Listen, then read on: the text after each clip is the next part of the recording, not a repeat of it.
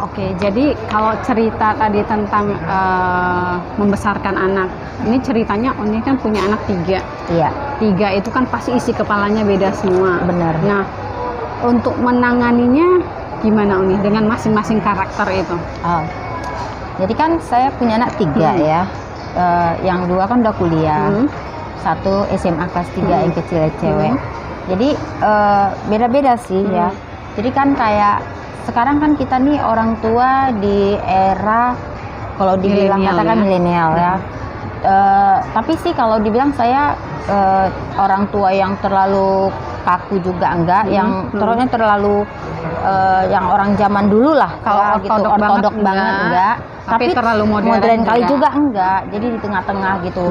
Karena anak zaman sekarang juga kalau terlalu dikekang juga bahaya, terlalu diloskan kontrolnya juga Iya. bahaya gitu. Nah jadi kalau kayak saya gitu kan, anak saya yang nomor 1 itu kan kuliah.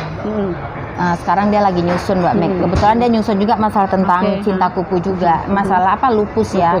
Insya Allah tahun depan dia koas. Jadi dia lagi skripsinya tentang lupus. Nah, dia tuh selalu bilang kalau misalnya dia kayak sekarang ini kan dia ada dosen bimbingan. Dosen itu kan kapan selesai praktek baru bisa bimbing gitu.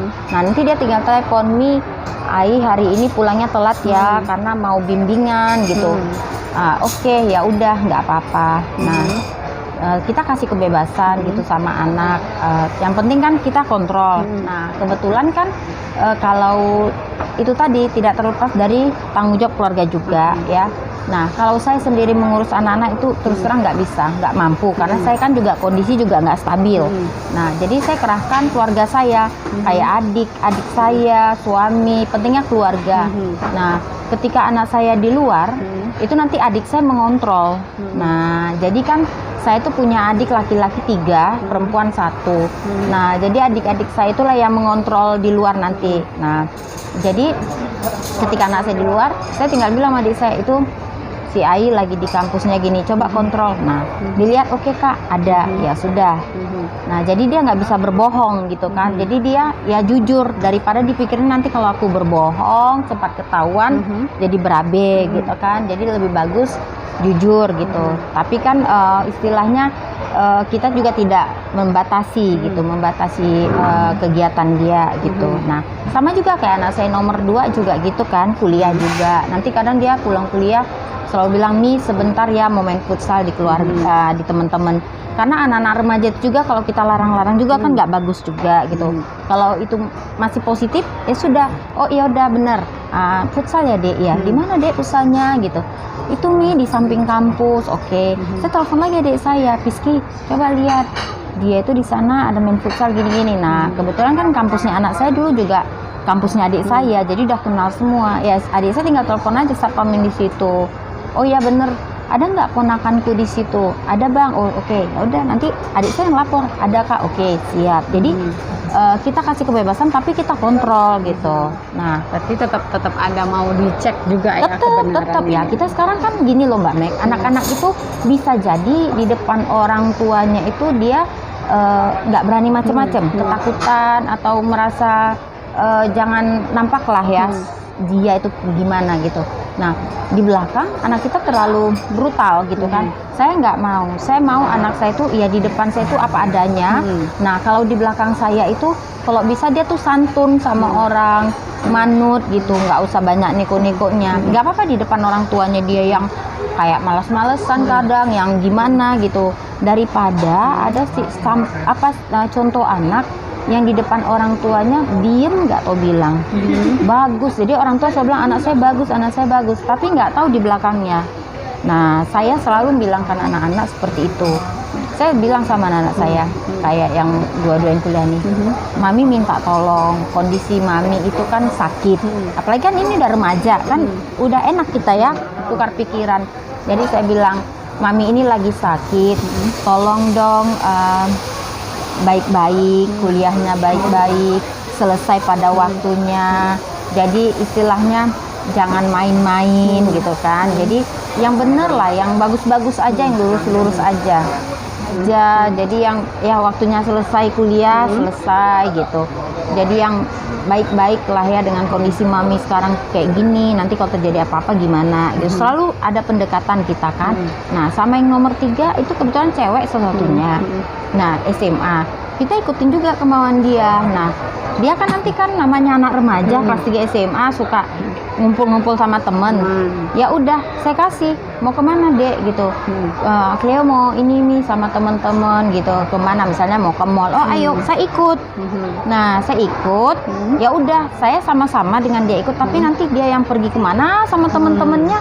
Nanti saya ya duduk aja di kafe atau apa nungguin dia selesai bersama teman-temannya gitu. Jadi ada di satu gedung, ada satu gedung dibiarin bebas. Atau dia pengen nonton bareng sama temennya, ya udah dia pergi nonton, saya nungguin kafe sampai selesai filmnya gitu.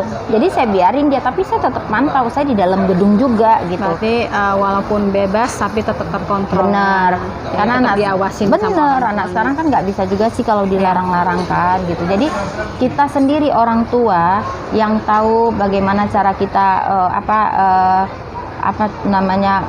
bagaimana cara pendekatan kita sama anak kita. Kita kan setiap anak itu kan beda-beda ininya ya, karakternya. Jadi cara kita lah orang tua pasti tahu karena kayak anak saya 3 caranya beda-beda karena kan karakter mereka pun juga berbeda-beda gitu kan. Jadi ya harus kita lah orang tuanya yang lebih lebih care ke mereka. Apalagi kalau anak-anak yang sudah remaja itu kita enak ngomong kondisi penyakit kita ini. Nah yang sulitnya kan kalau anak masih kecil-kecil kan kejadian kayak anak saya dulu masih kecil kan nggak ngerti apa-apa. Kalau anak masih kecil memang kita nggak bisa kasih tahu dan dia nggak akan peduli karena dia nggak tahu itu sakit apa. Tapi ketika udah besar dia baru paham. Karena dulu Cleo pernah kejadian waktu saya waktu itu tuh memang kesalahan saya juga tidak benar-benar menyaring segala sesuatunya. Jadi kita nonton film bertemakan tentang penyakit lupus. Jadi saya pikir filmnya bagus untuk memotivasi. Nah jadi anak saya tuh masih kecil-kecil, ayo kita nonton di bioskop. Lah pas waktu nonton itu saya juga nggak senang dengan filmnya. Endingnya mati, meninggal yang sakit lupus. Kan nggak ada pembelajaran untuk kita, jadi merasa kita ketakutan, nggak motivasi, jadinya negatif aja kan. Nah jadi anak-anak saya itu ketakutan loh, berarti nanti ini mami ini bakalan bisa seperti ini. Nah dari situ terus saya nggak pernah bilang kalau saya waktu itu sakit lupus, karena anak saya begitu dengar cerita itu dia udah nangis nggak tahu bilang. Jadi saya nggak pernah bilang saya sakit itu. Saya bilang bukan, mami nggak sakit itu, cuman teman-teman mami yang sakit itu, mami hanya memotivasi mereka, mensupport mereka, seperti itu saya bilang. Itu tadi, makanya kita selaku orang tua disaring juga gitu, disaring. Kalau untuk anak kecil itu dia nggak paham, mau kayak mana pun cara bicara kita, cara penyampaian kita ke mereka tetap nggak akan pernah mengerti, belum usianya mengerti. Nah sekarang anak-anak saya udah remaja, cara saya ngomong pun tinggal gampang, tahu kan sakit lupus itu seperti apa, udah bisa ambil intinya, sudah bisa gitu. Jadi tolong dong jangan ini ya, jangan melawan, tolonglah pengertian apa. Alhamdulillah mereka mengerti gitu. Apalagi yang cewek, kalau saya kadang kurang sehat atau apa, dia 24 jam tuh sama kita di tempat tidur, nggak akan turun-turun lah, tetap sama kita terus gitu. Nah jadi ya sama yang laki juga, walaupun nggak di kamar yang sama, tapi sebentar-bentar ke kamar mantau, lihat, balik lagi, nggak lama lihat lagi, karena kan ada adiknya yang cewek di sama saya gitu. Jadi ya itu tadi, orang tua harus benar-benar mengerti karakter anak, dan kita juga nggak lepas dari saudara-saudara kita, kayak keluarga kita, adik kita, kakak atau suami juga harus mendukung kita untuk mengasuh anak kita, agar anak kita juga kadang biar jangan salah jalan dalam arti kata, karena mungkin pada saat kecil dia lihat orang tuanya kondisinya sakit, mungkin dia mulai ada depresi atau apa. Karena memang jujur Mbak Meg, anak saya nomor 1 itu dulu si Ai itu waktu dia masih playgroup, dia ngomong sama missnya ngomong ke saya, Mi, Dava, kan anak saya kalau di playgroup kan dipanggil Dava di rumah Ai. Mi, Dava itu sekarang anaknya jadi pendiam, yang biasanya anaknya suka berkarakter, suka berkepemimpin, selalu dia yang terdepan, segala sesuatu dia yang ini kita andalkan. Dia diem, nggak ada semangat. Jadi saya tanya, Dava, kamu kenapa sih diam-diam, ada masalah atau apa? Dia hanya jawab gini, Miss, Dava takut loh Mami Dava meninggal. Itu aja dia ngomong. Langsung Missnya, langsung berarti ini anak udah dalam kan, sampai udah berpikiran begitu. Nah, Missnya ngomong ke saya. Nah, dari situ saya nggak pernah nampakkan kalau saya sakit. Kalau saya udah meriang kesakitan, anak di kamar, saya tahan, nggak kelihatan, nggak nampak anak sakit. Nah, sama juga kayak Cleo juga begitu. Dia nggak boleh saya ada ubanan di kepala. Kalau misalnya ada ubanan dia nangis. Satu aja ada uban dia nangis. Dia bilang karena kalau udah ada ubanan berarti udah tua mau meninggal. Jadi udah anak-anak itu kalau orang tuanya sakit sudah terdoktrin seperti itu. Nah, jadi bagaimana cara kita untuk apa ya supaya anak itu jangan kelihatan kita ibunya sakit. Makanya saya selalu di rumah berdandan ala kadarnya, maksudnya bukan yang make upan bagaimana, enggak, jangan kelihatan pucat. Terus kalau saya sakit jangan kelihatan. Bahkan kalau saya dirawat di rumah sakit, saya selalu bilang sama anak saya, Mami mau keluar kota, ada kerjaan. Jadi nanti kalau Mami pulang dari luar kota, Mami bawa mainan ya, oke. Abang mau mainan apa? Adik mau mainan apa? Nah, itu nanti adik saya udah siapkan mainan itu di koper. Nah, jadi nanti kalau saya udah pulang dari rumah sakit, ini saya cabut semua. Yang pentingnya yang mau info bekas itu semua saya cabut sampai pulang ke rumah. Ini oleh-oleh mainan. Padahal saya udah dirawat di rumah sakit, mereka nggak tahu. Jadi segitunya saya maksudnya menutupi waktu anak kita masih kecil supaya jangan tahu kalau ibunya itu adalah seorang lupus, odapus ya. Nah, tapi ketika sudah dewasa kita sudah bisa cerita dan alhamdulillah mereka mengerti. Makanya anak saya yang nomor 1 itu kan kepinginnya jadi dokter supaya dia bisa mengobati maminya. Wah, alhamdulillah kan kalau gitu. Nah, makanya saya selalu membimbing anak-anak karena saya tahu dulu masih kecilnya mereka saya kurang. Nah, sekarang itulah pendekatan saya sama mereka dengan cara ya apa mereka mau saya ikuti, tapi ibaratnya nggak lost control. Kita tetap harus menjaga sesuai dengan koridornya gitu. Berarti di sini intinya dari kisah ini yang panjang tadi, dalam merawat anak yang pasti kita butuh bantuan selain dari diri kita sendiri. Iya, itu biasanya dari kalau nggak dari pasangan, yang paling utama pasti pasangan. Terus adalah keluarga terdekat, abang, adik, kakak, dan orang tua kita. Benar. Dan yang kedua, kesimpulannya tadi adalah pengawasan kita terhadap anak itu harus disesuaikan dari usia anak. Iya, benar. Jadi yang kecil menuju ke remaja dan dewasa itu perlakuannya tidak bisa sama. Iya. Yang ketiga berarti tadi berilah kebebasan pada anak, ikuti perkembangan zaman, tapi tetap dikontrol. Iya. Terus yang lain tadi berarti yang kalau kesimpulan tambahan sih saya melihatnya usahakanlah jiwa kita pun bisa mengikuti jiwa perkembangan anak ya. Jadi kayak misalnya sekarang lagi musimnya apa, lagi trennya apa, usahakan orang tua juga tetap tahu. Jadi anak bisa kayak ada teman sharing gitu ya. Benar. Jadi kalau misalnya pun punya orang tua yang nggak bisa diajak ngobrol, yang nggak nyambung, anak pun juga jadi nggak nyaman, dia malah mencari pelarian keluar. Lebih bagus anak ya udah jelek-jelek itu di kita semua, di depan mata kita. Tapi dia di luar bagus daripada di depan orang tuanya bagus, di luar malah hancur. Lebih bagus anak seperti itu Mbak Meg. Di depan kita biar aja dia mau kayak mana, tapi waktu di belakang kita dengar dari orang anak kita tuh santun, baik gitu, daripada di depan kita anaknya baik. Jadi kita sampai bilang sama orang, "Ya anakku baik kali loh" gitu.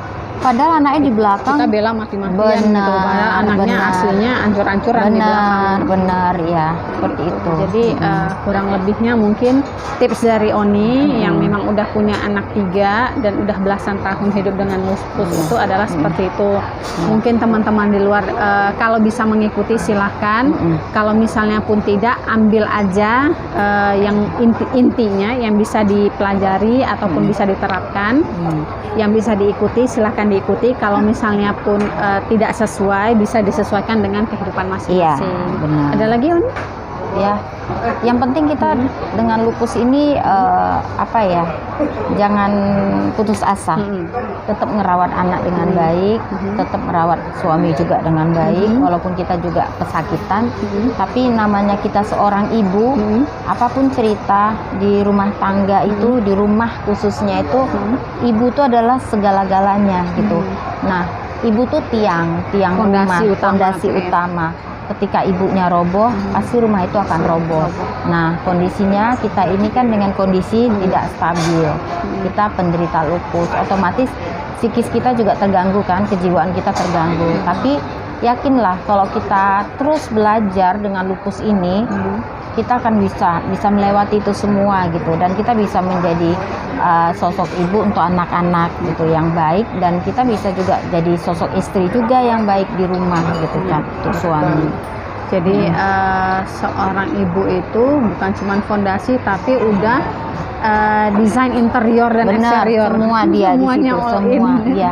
Karena kan nggak pernah kan kejadiannya misalnya mau nyari sesuatu, yang dicari papa gitu ya. Pak, di mana? Enggak, pasti, Mah, ininya di mana? Mah, Lihat itunya ini kayak enggak? apa? Mah, gitu kan. Mana pernah Pak, gitu. Maksudnya segitunya kita peran ibu. Yang namanya ibu itu nggak pernah ada hari libur. Yang namanya ibu itu nggak pernah ada apa istilahnya, nggak ada kenal sakit, nggak ada hari libur, nggak ada. Walaupun sakit kita masih mikirin juga yang di rumah itu kayak apa gitu kan. Nah, itulah seorang ibu gitu. Makanya kan sebenarnya itu kalau saya bilang kita ini sebenarnya dikasih Allah itu dengan penyakit seperti ini adalah perempuan yang luar biasa, yang tidak semua perempuan bisa mendapatkan ini. Karena Tuhan menitipkan lupus ini ke kita itu dengan apa ya, benar-benar dia seleksi orangnya, dia tahu orang mana yang mampu menerima. Jadi kita berbangga hati Mbak Meg, kita dikasih sakit ini berarti kita memang wanita pilihan gitu, karena nggak semua orang sanggup menghadapi ini gitu. Jadi kita jangan jangan kecil hati ya. Iya, jangan kecil hati karena kita terus pesakitan, kita terus putus asa, jangan gitu. Oke, ada lagi tambahannya nih yang mau di ini? Begitu saja. Yang penting semangat. Nanti dibikin panjang lebar juga nerimanya terlalu susah ya, terlalu banyak informasi. Jadi kita persingkat waktunya biar hal-hal yang bisa diserap itu gampang terserap. Oke, sampai sini dulu. Mudah-mudahan ilmu tips dan triks yang kita bagikan bisa berguna untuk semuanya. Oke, sampai di sini dulu. Kita ketemu lain waktu dengan tema-tema dan topik-topik yang diajukan oleh teman-teman baik di grup maupun di kolom komentar. Oke, sampai di sini dulu. Kita ketemu lagi besok dan tetap jaga kesehatan. Semoga tidak ada teman-teman yang flare ataupun relapse, dan selama masa pandemi mudah-mudahan tidak ada lagi kita mendengar teman-teman Odapus yang terpapar COVID-19. Oke, see you next time. Bye bye.